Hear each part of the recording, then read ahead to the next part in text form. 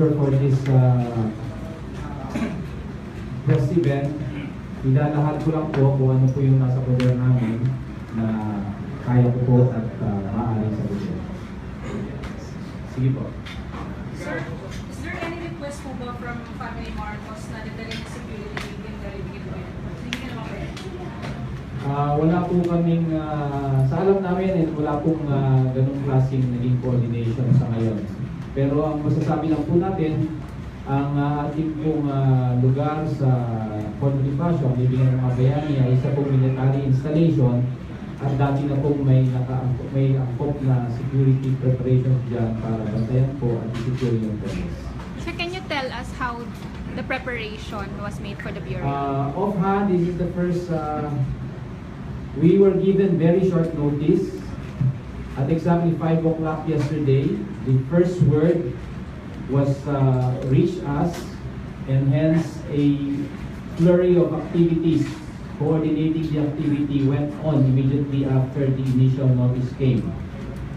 This being a very short notice, the preparations previous to this event paid off.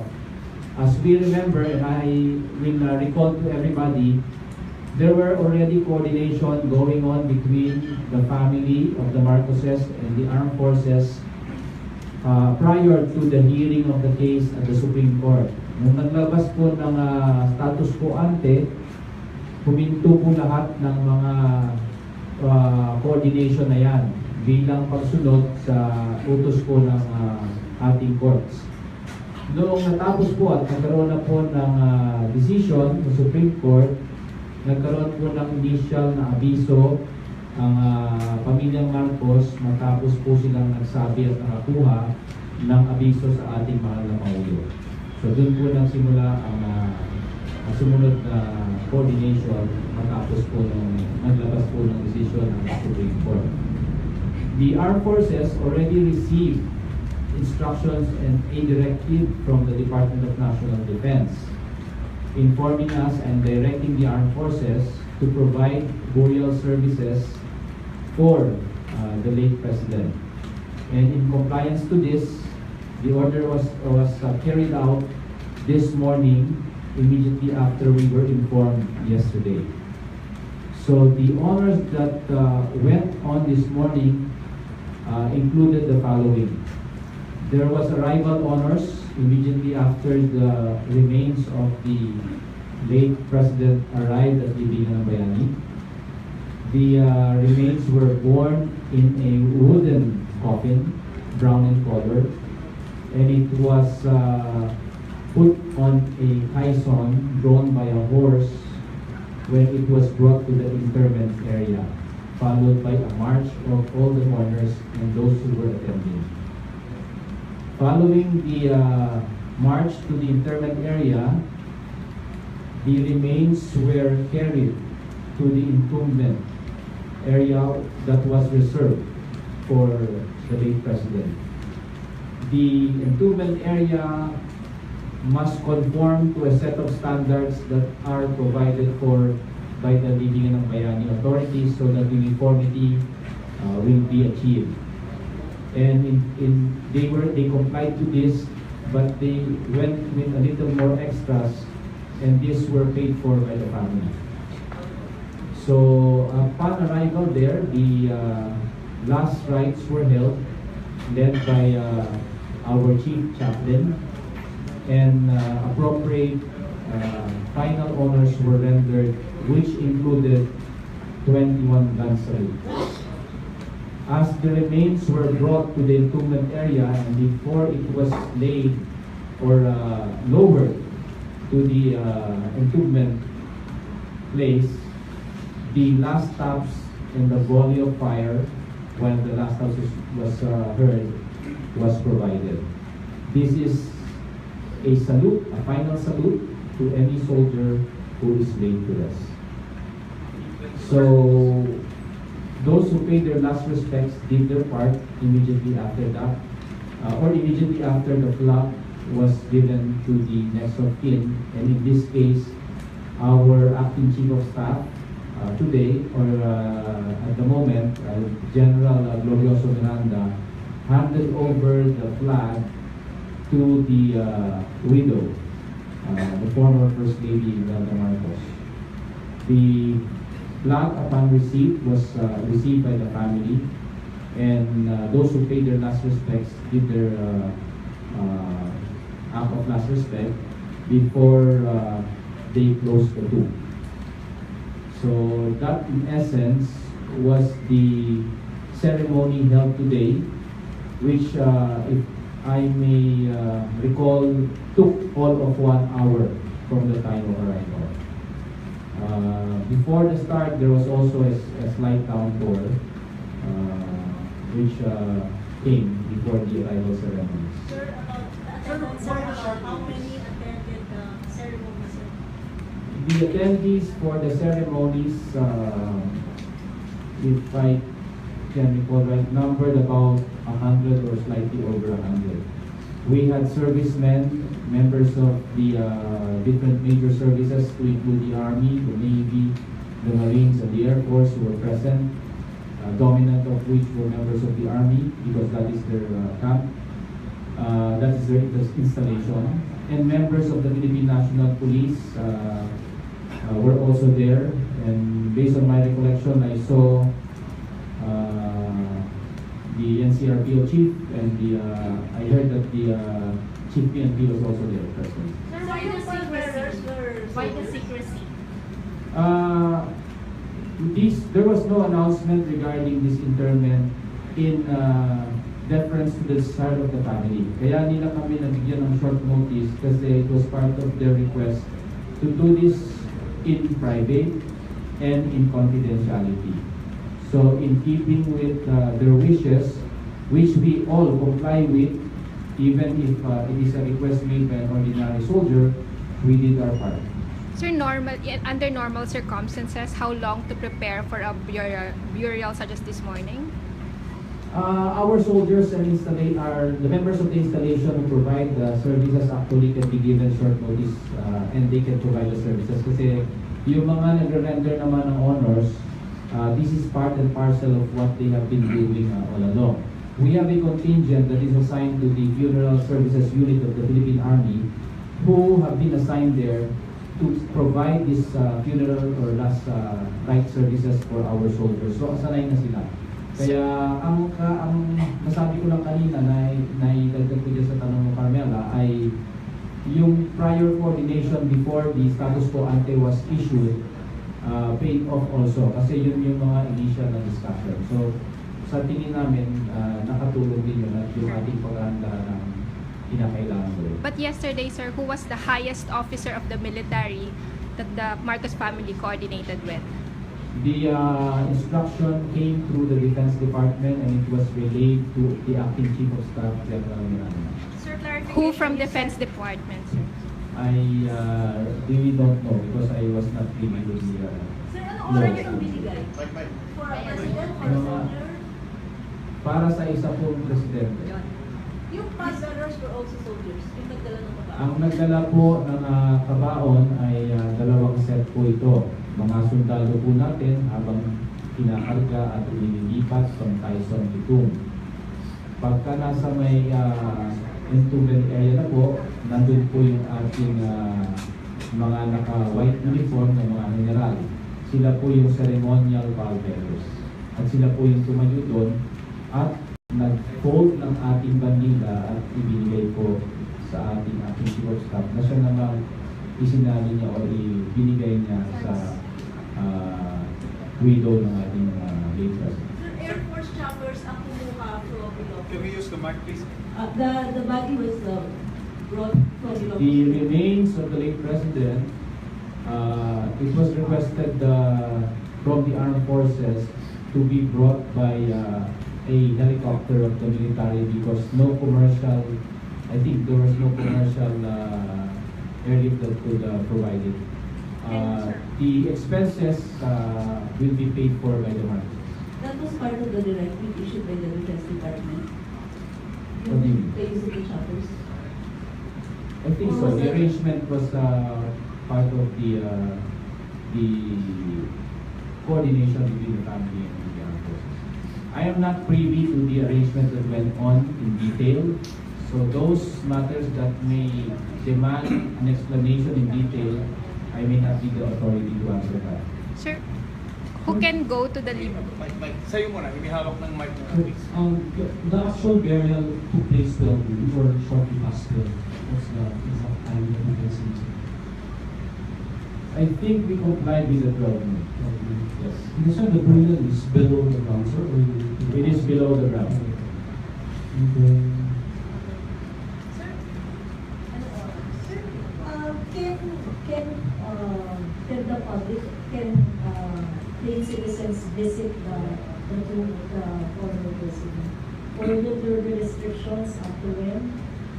That is something that I cannot answer at the moment because the arrangement is not known to us. So it depends. But ordinarily, the Libingan ng Bayani is supposed to be accessible. But for the moment, I cannot give you a categorical answer regarding that because of the previous arrangement that went between the AFP and the MARCOS. So I will have an answer for you once I get a clear answer from authorities who were involved. and last, yung location, sir, the burial is beside the burial of former President Kennedy. There is an area within Libingan ng Bayani that is reserved for former presidents. We have 3 former presidents who are buried there, if I can recall. They are the late President Quirino, the late President Garcia, and I think former President Macapagal. So this would be the 4th president buried in Libingan. Not necessarily. May lugar lang po doon na naka-reserve para po ma-accommodate kung sino man ang may kagustuhan kay Libingan. Okay. Sir, good afternoon. Yung mga grupo na po ng anti-Marcos nagtitipon-tipon sa labas ng Libingan, sa iba't ibang lugar dito sa Metro Manila, sa Quezon City, Manila. Ano po ang paghahanda ng ating mga militar, mga otoridad para sa seguridad ng Ang mga bagay po na ito ay nasa ilalim po ng poder ng ating pulisya. Kaya ang pag-control po ng pagkakaroon ng isang mapayapang pagtitipon-tipon o pag-rally bilang pagprotesta sa mga ganapin ito ay nasa pulis po, law enforcement po. Pero kung kinakailangan at kukulangin po ang pulis, tinatawag po nilang armed forces para mag-provide ng karagdagang tao. Pero sa ngayon, wala pa pong ganyan. Isa pa po, yung may naka-schedule po yata ang mga kaganapan din ngayon ng iba-ibang rally sa ibang lugar. At ang alam po namin ay may paghahanda po ng mga pulis ang focus sa mga gagawin yan. Ang aming po pakiusap, tulad ng narinig natin sa ating mahal na Pangulo, wala naman pong problema na magprotesta o maglabas ng hinanaing. Ang hinihiling lang po namin ay gawin sana po ito sa isang mapayapang paraan na hindi magiging violente at hindi magiging magulo nang sa ganun ay hindi po masisira ang takbo at daloy ng trapiko dahil alam niyo man po na malaking problema ang traffic at ang nagaganap na mga activities sa lugar na yan kung saan po ay daraos yung mga pag-arali. Si Sandra. Sir, description lang po yung, I understand sir, pwedeng pumili yung pamilya, pwedeng magkaroon ng bus doon, or parang statue. Wala po ako May nakitang bus. Sa aking pagkakaalam po, maaaring pahintulutan yung mga media na bumisita pag na ayos na po yung program. Ipakikita po yung sa ano po yung extra na dinagdag ng pamilya na sila na Una-una po, sa aking nakita kanina, mayroon po ng bowl na may flame. So isa po yun sa mga nakikita. Cauldron. It's like a cauldron that has a flame burning inside. And it's a very simple lumen area, tapos naka-marble lang yung finish. So tapos wala na pong mas elaborate doon. Maliban po sa isang maliit na wall kung saan may inscription po yata sila nila. Nanatakpan po kanina ng mga bulaklak.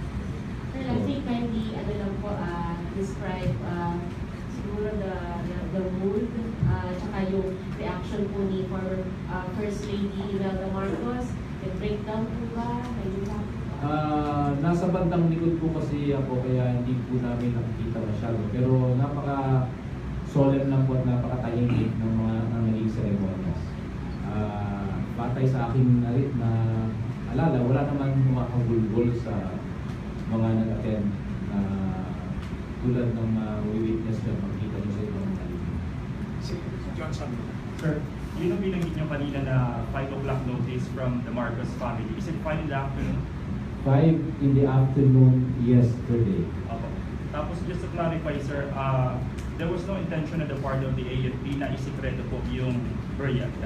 Tulad ng aking sinabi, ang hiling po ng pamilya ang aming sinusundan at tinutupad tungkol sa mga ganitong paglilibing ng nangyayari sa libingan ng bayani. Dahil kahilingan po ng pamilya na gawing private activity po ito at huwag i-anunsyo, yan po ang comply kami. At kung tutusin po dahil sa napakaikling abiso sa mga naganap pong koordinasyon sa huling minuto hanggang sa kanina, naging minuto ay hindi na po siguro na may isip pang i-anunsyo ito at gawa ng media event. At ang ating po sinusunod ay talagang kalusuhan po ng mga nag-iwan. Michelle po from Digital. So may mga concerns po kasi na hindi nabigyan ng pagkakataon ng mga motion for reconsideration dapat sa SC protesting case. Parang minadali daw. Michelle, pasensya na. Ito'y bagay na hindi po nasa poder ng forces ninyo dahil political po ito at nasa legal na proseso. So hindi po siguro kami ang makaaring sumagot. Rubina? Sir, Rubina Asido sa Daily Manila Sugar. Sir, sinabi ng Philippine Army just last Tuesday na 60% complete pa lang yung construction dun sa libingan ng mga bayan na paglilibangan ni President. Ano nangyari? Bakit parang ang bilis nga po? Gano'n ba talaga kabilis yung construction? Just last Tuesday, 60% pa lang. Rubina, hindi ko alam kung ano naging batayan ng sinasabing percentage of completion. Kung makikita nyo yung pinanlilingan, simple lang ang lugar at ang pinakamatagal sigurong proseso doon ay naganap ay yung paghuhukay. Pero dahil naumpisahan na yung paghuhukay noong araw, maaaring mas mabilis talaga maaaring kompletuhin yung paglalagay ng marble finish. Sa aking tingin, yun ang pinakamatagal, yung paghuhukay at yung paglalagay ng marble finish. Pero kung makikita nyo yung puntot, simple lang po ito at maaaring napabilis din pong tutusin. Kindly introduce your name, please. Sir, Miguel po, Miguel. Why did the military honor the request of the Marcos family to keep the ceremony started, considering the huge public interest involved in this issue? Again, I go back to the statement I said previously that we always defer to the wishes of the family of the next of kin. After all, sila po ang may namatayan, hindi po kami. And we provide the services, and for as long as it is a legal order, and there are no violations thereof against our laws, then it is something that we have to comply with. Sure, how often does this happen? That a former soldier is asked to be buried in such a short notice. How often does this happen? Based on your experience? I cannot answer you because I don't come from the FS, the Funeral Services Unit. There may have been instances in the past for this. Kasi remember, there have been previous requests for the transfer of the remains of former soldiers who have served and are buried in other areas. So in case they would like to transfer the remains or in turn the remains that have been cremated in a tomb inside Libingan ng Bayani, then we can comply with that for as long as they are part of those who are authorized to be buried within the PRES. Sure, I think some of the family members of those buried in the Libingan have expressed interest to have their relatives exhumed if they don't want to be buried alongside Mr. Marcos. So what is the process that they will have to go through? They will have to coordinate with the authorities of Libingan ng Bayani, the Funeral Services Unit of the Philippine Army. Okay. This unit Meron from ba? PPP4. Sir, Julius Amanda Wala pa naman, from... wala pa naman sa aming kaalaman. Sir, Julius Amanda from PTV4. Yes, please. Sir, yung August kasi medyo sarado pa yung place na pagtitipingan ni President Marcos. So, kailan sir nagsimula talaga yung mga paghahanda? Kagabi or kanina madaling araw? Noong kinoconstruct yung libingan, talaga pong sinasara yun para hindi naman pangitignan yung lugar. So, sa aming pagkakaalam, malaking porsyento na po ang natapos doon.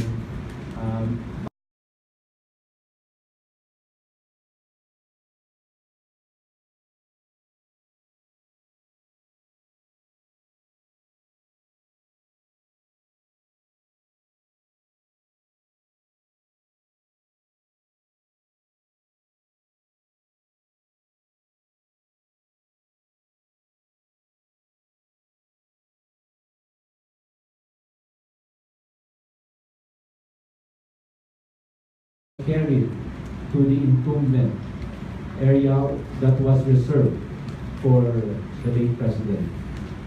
The entombment area must conform to a set of standards that are provided for by the Libingan ng Bayani authorities so that uniformity will be achieved. And they complied to this, but they went with a little more extras, and these were paid for by the family.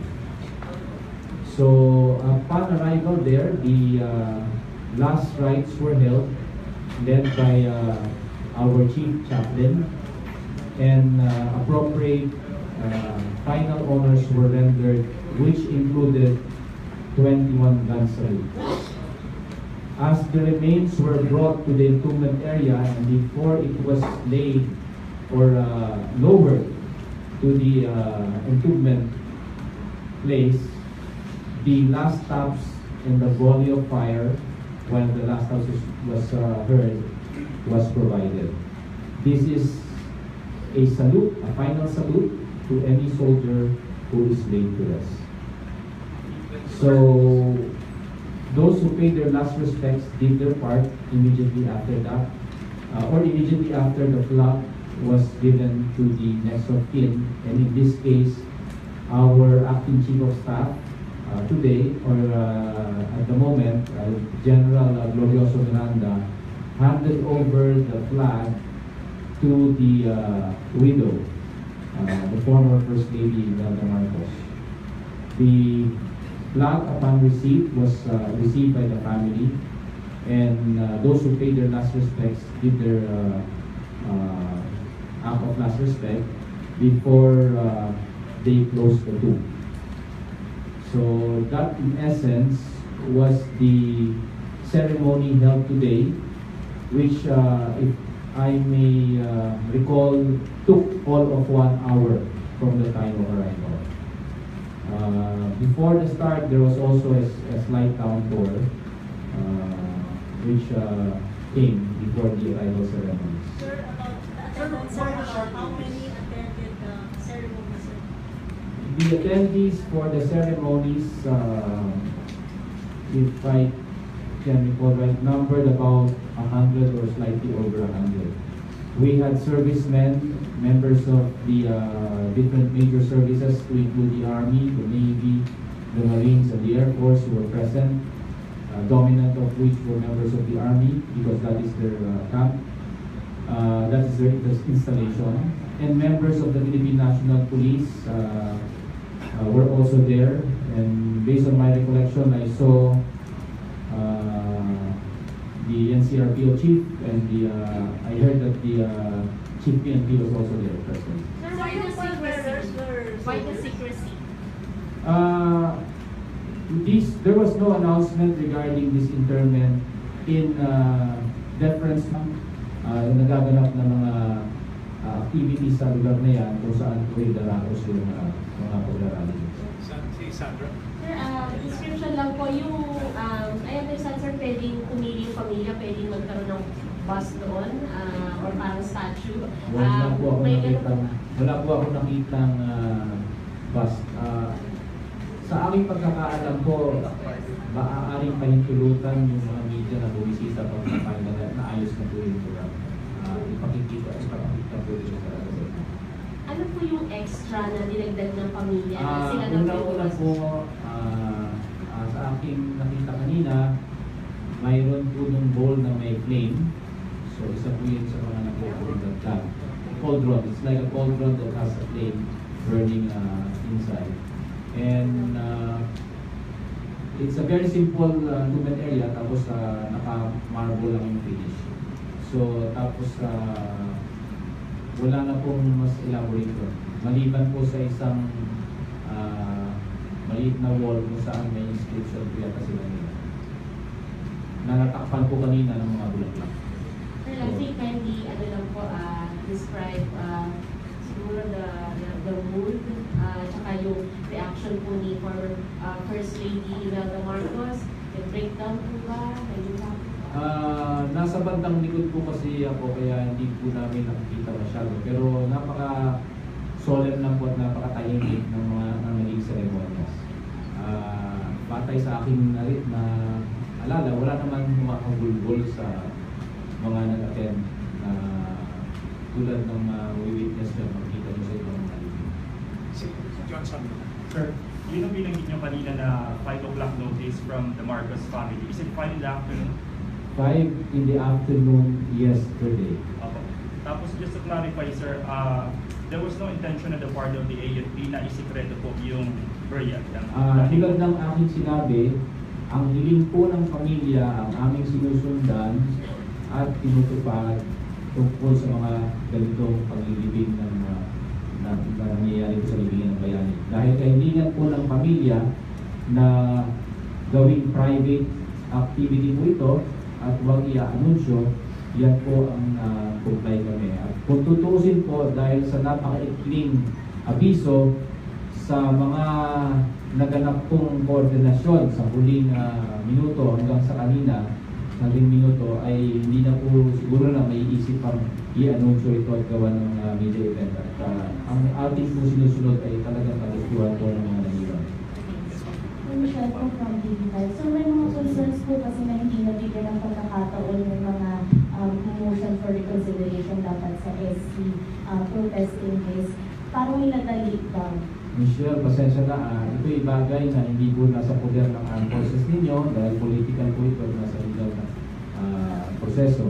So hindi po siguro kami ang makaaring sumagot. Rubina? Sir, Rubina Asido sa Daily Manila Journal. Already to answer that. Sir, who can go to the libing? Mike. Sa'yo muna, himihawak ng mic.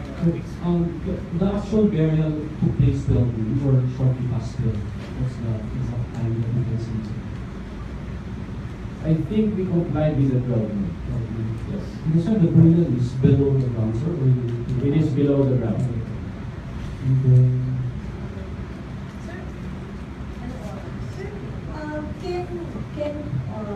Can the public, can paid citizens visit the tomb of the former president? Or will there be restrictions up to when? That is something that I cannot answer at the moment because the arrangement is not known to us. So it depends. But ordinarily, the libingan ng bayani is supposed to be accessible. But for the moment, I cannot give you a categorical answer regarding that because of the previous arrangement that went between the AFP and the MARCOS. So I will have an answer for you once I get a clear answer from authorities who were involved. and last, yung location, sir, of the burial is beside the burial of former President Kennedy. There is an area within Libingan ng Bayani that is reserved for former presidents. We have 3 former presidents who are buried there, if I can recall. They are the late President Quirino, the late President Garcia, and I think former President Macapagal. So this would be the 4th president buried in Libingan. Not necessarily. May lugar lang po doon na naka-reserve para po ma-accommodate kung sino man ang may kagustuhan may Libingan. Okay. Sir, good afternoon. Yung mga grupo na po ng anti-Marcos, nagtitipon-tipon sa labas ng Ikaw Bayan, sa iba't ibang lugar dito sa Metro Manila, sa very Quezon City, Manila. Ano po ang paghahanda ng ating mga militar, mga otoridad para sa seguridad ng Ang mga bagay po na ito ay nasa ilalim po ng poder ng ating pulisya. Kaya ang pag-control po ng pagkakaroon ng isang mapayapang pagtitipon-tipon o pag-rally bilang pagprotesta sa mga ganapin ito ay nasa pulis po, law enforcement po. Pero kung kinakailangan at kukulangin po ang pulis, tinatawag po nila ang armed forces para mag-provide ng karagdagang tao. Pero sa ngayon, wala pa po ganyan. Isa pa po, yung may naka-schedule po yata ang mga kaganapan din ngayon ng iba-ibang rally sa ibang lugar. At ang alam po namin ay may paghahanda po ang mga pulis ang focus sa mga gagawin yan. Ang aming po pakiusap tulad ng narinig natin sa ating mahal na Pangulo, wala naman pong problema na magprotesta o maglabas ng hinanaing. Ang hinihiling lang po namin ay gawin sana po ito sa isang mapayapang paraan na hindi magiging violente at hindi magiging magulo nang sa ganun ay hindi po masisira ang takbo at daloy ng trapiko. Dahil alam niyo man po na malaking problema ang traffic at ang desire of the family. Kaya nila kami nabigyan ng short notice kasi it was part of their request to do this in private and in confidentiality. So in keeping with their wishes, which we all comply with, even if it is a request made by an ordinary soldier, we did our part. Sir, under normal circumstances, how long to prepare for a burial such as this morning? Our soldiers and the members of the installation who provide the services actually can be given short notice and they can provide the services. Kasi yung mga nagre-render naman ng honors, this is part and parcel of what they have been doing all along. We have a contingent that is assigned to the Funeral Services Unit of the Philippine Army who have been assigned there to provide this funeral or last rite services for our soldiers. So, sanay na sila. Kaya, ang nasabi ko lang kanina na idagdag ko dyan sa tanong mo, Carmela, ay yung prior coordination before the status quo ante was issued paid off also. Kasi yun yung mga initial na discussion. So, sa tingin namin, nakatulong din yun at yung ating paghahanda ng kinakailangan ko. But yesterday, sir, who was the highest officer of the military that the Marcos family coordinated with? The instruction came through the Defense Department and it was relayed to the Acting Chief of Staff, General Miranda. Sir, clarification. Who from Defense Department, sir? I really don't know because I was not privy with the Sir, ano oras yung binigay? For a president, for a soldier? para sa isa pong presidente.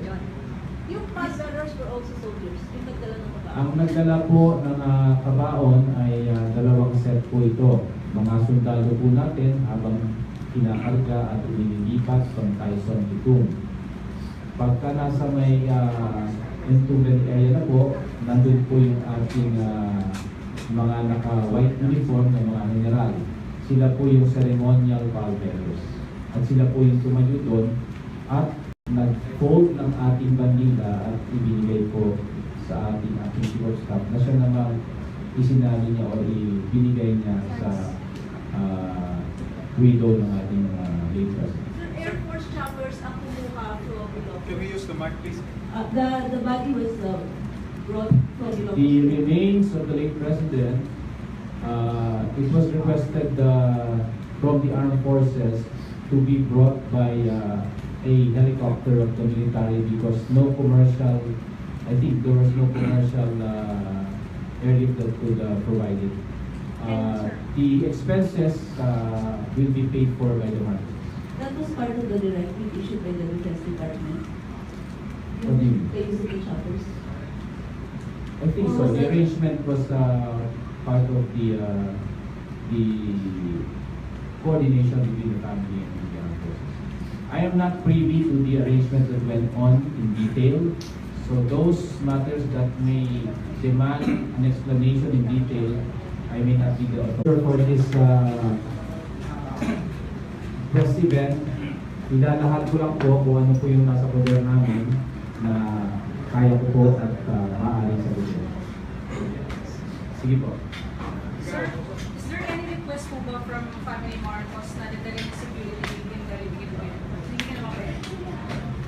Wala po kaming, sa alam namin, wala pong ganong klaseng naging coordination sa ngayon.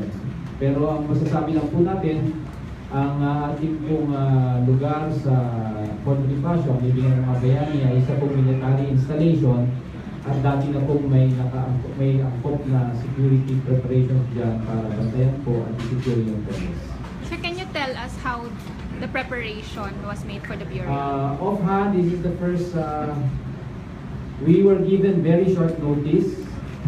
At exactly 5 o'clock yesterday, the first word was reached us, and hence a flurry of activities coordinating the activity went on immediately after the initial notice came. This being a very short notice, the preparations previous to this event paid off.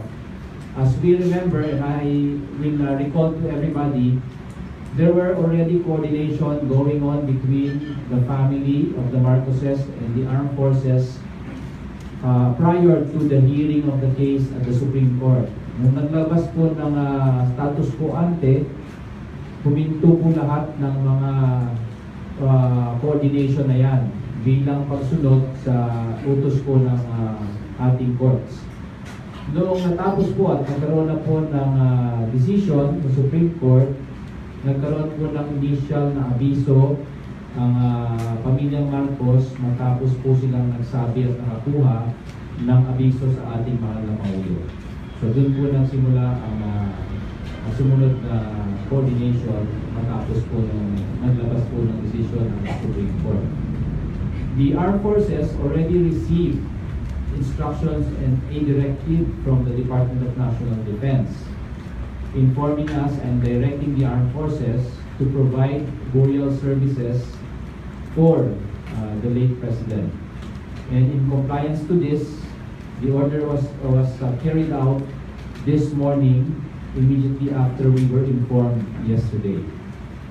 So the honors that went on this morning included the following. There was arrival honors immediately after the remains of the late president arrived at Libingan ng Bayani. The remains were borne in a wooden coffin, brown in color, and it was put on a caisson drawn by a horse when it was brought to the interment area, followed by a march of all the mourners and those who were attending. Following the march to the interment area, the remains were